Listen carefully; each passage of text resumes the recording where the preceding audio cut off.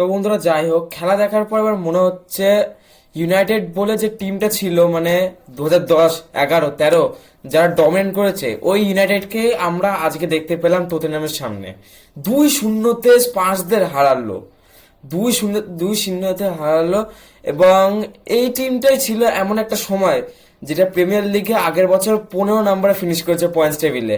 একটা লজ্জাজনক এবং একটা মানসম্মানজনক একটা জিনিস আগের বছর ম্যানচেস্টার ইউনাইটেডের সাথে হলো। কিন্তু এবছর রুবেন অ্যামোরিম স্যাক হওয়ার পর ক্যারিক উইলিয়ামস সামলালো ইউনাইটেডকে, যে আমি সামলাবো ইউনাইটেডকে, আর সেটা প্রমাণিত করলো। 4টে ম্যাচ, প্রথম 4টে ম্যাচ এবং 4টে ভালো রেজাল্ট। এবং নেক্সট গেম হচ্ছে ওয়েস্ট হ্যামের সামনে, দেখা যাক কি হয়। কিন্তু আজকে যে খেলাটা হলো সেটা মানে ইউনাইটেডের জন্য খুব একটা ভালো গেম ছিল। তো আমি পুরো গেমটা এক্সপ্লেন করছি। খেলা যখন যে শুরু হলো, প্রথম হাফের থেকেই ম্যানচেস্টার ইউনাইটেড ডমিনেট করা শুরু করলো।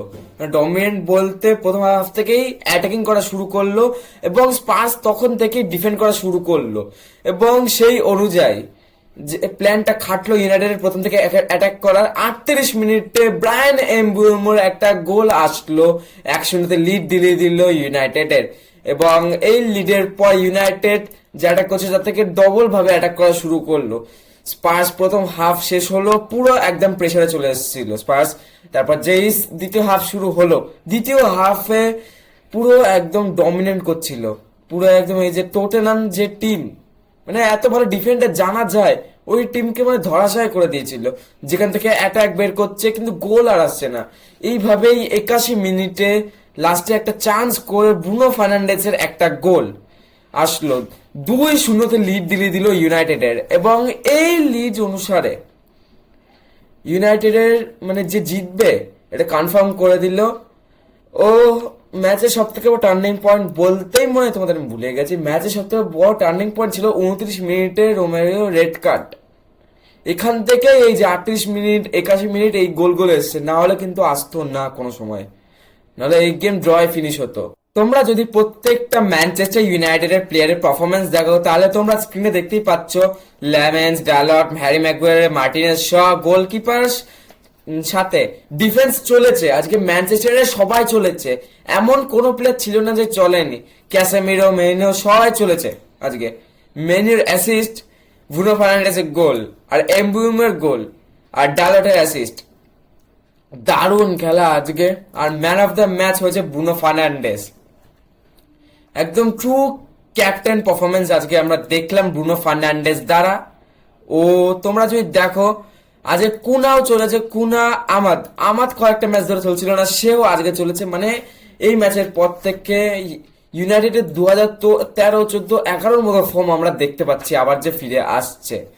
তো যাই হোক, এরপর যদি তোমরা টেবিল দেখো, টেবিলে তোমরা দেখবে হচ্ছে ম্যানচেস্টার ইউনাইটেড 4-এ আছে, 3-এ আছে অ্যাস্টন ভিলা। তাদের মধ্যে শুধু 3 পয়েন্টের পার্থক্য। মানে ম্যানচেস্টার ইউনাইটেডকে একটা ম্যাচ জিততে হবে আর অ্যাস্টন ভিলাকে ড্র বা কিছু একটা করতে হবে, তাহলে দেখবে অ্যাস্টন ভিলার উপরে চলে যাবে। এইভাবে আমরা থার্ড বা সেকেন্ডে ফিনিশ করতে পারে ম্যানচেস্টার ইউনাইটেড। তো যাই হোক, তোমাদের কি প্রেডিকশন, এই বছর ম্যানচেস্টার ইউনাইটেড টেবিলে কত ফিনিশ করবে আমাকে কমেন্টে জানাও।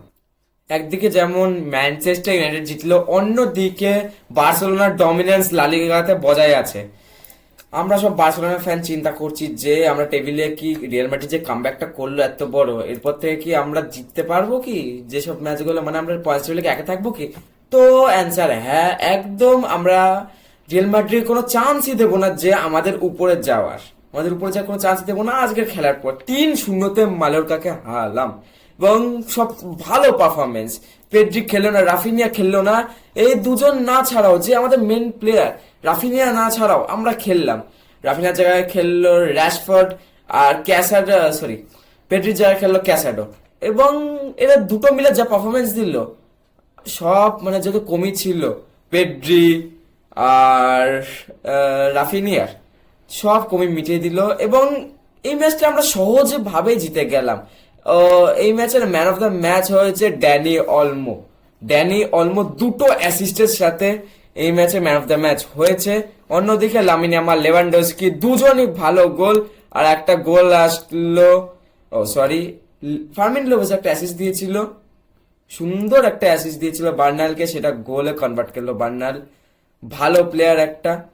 এবং এই দিকে তোমরা যদি দেখো ডিফেন্স, মেন যে প্রবলেম ওটা আমাদের ঠিক হয়ে গেছে। কুন্ডে, কুবার্সি, এরিক গার্সিয়া ভার্লে, মানে প্রত্যেকটা ম্যাচে এমনও ছিল একটা করে প্লেয়ার চলছে না, কিন্তু এই ম্যাচে প্রত্যেকটা প্লেয়ার চলছে, প্রত্যেকটা। আমাদের দিকে জোয়ান গার্সিয়াও চলেছে। মানে কি বলি, মানে আজ কি দিন ছিল দারুণ একটা বার্সেলোনার। বার্সেলোনা ও মালার কাছে এই যে ম্যাচটা ছিল, মানে প্রথম হাফ থেকে যখন খেলাটা শুরু হলো দুটো টিমই অ্যাটাকে লেগে পড়েছিল। এই অ্যাটাক করতে করতে প্রথম গোল দিল হচ্ছে বার্সেলোনা। লেভানডস্কি একটা 29 মিনিট একটা সুন্দর গোল দিল, এবং তারপরে মালোর্কা আরো অ্যাটাক শুরু করলো। ওই অ্যাটাকটা যে করে হোক বার্সেলোনা ডিফেন্স ঠেকিয়ে নিল। জোয়ান গার্সিয়া বার্সেলোনা ডিফেন্স মানে ভালো পারফরমেন্স দিল ফার্স্ট টাইমে, কিন্তু যেই সেকেন্ড হাফ শুরু হলো প্রথম থেকেই মালোর্কা আবার অ্যাটাক করতে শুরু করলো। তখন একটু বার্সেলোনা প্রেসারে চলে এসেছিল। ওই টাইমে 61 মিনিটে লামিন ইয়ামাল পেনাল্টি বক্সের বাইরে থেকে একটা সুন্দর গোল মারলো টপ কর্নারে। মানে কি বলে, একটা সুন্দর মাখনের মতো, যেটা ঘি বলে, একটা মানে সুন্দর গোল, মানে বারবার দেখার মতো। অন্যদিকে 83 মিনিটে বার্নাল একটা গোল করে বার্সেলোনা জয় নিশ্চিত করলো। ও দিল যে আমাদের আমাদের 3 পয়েন্ট দিল, এবং এই 3 পয়েন্টের সাথে আমরা গেলাম হচ্ছে টেবিলের টপে 58 পয়েন্ট নিয়ে। মানে রিয়াল মাদ্রিদ যদি এদের নেক্সট ম্যাচে যেতে, তাও ওরা সেকেন্ডেই থাকবে। মানে আমরা পয়েন্টস টেবিলে লিড করছি। তো এই লালিগার টাইটেল রেসে আমরা এখনো এগিয়ে, যদি পরেও এগিয়ে থাকি তার জন্য প্রার্থনা করো। এবং যদি তোমাদের ভিডিওটা ভালো লেগে থাকে তাহলে কমেন্টে লেখো ও চ্যানেলটাকে সাবস্ক্রাইব করো। এবং চলো দেখা হচ্ছে নেক্সট রিভিউ ভিডিওতে।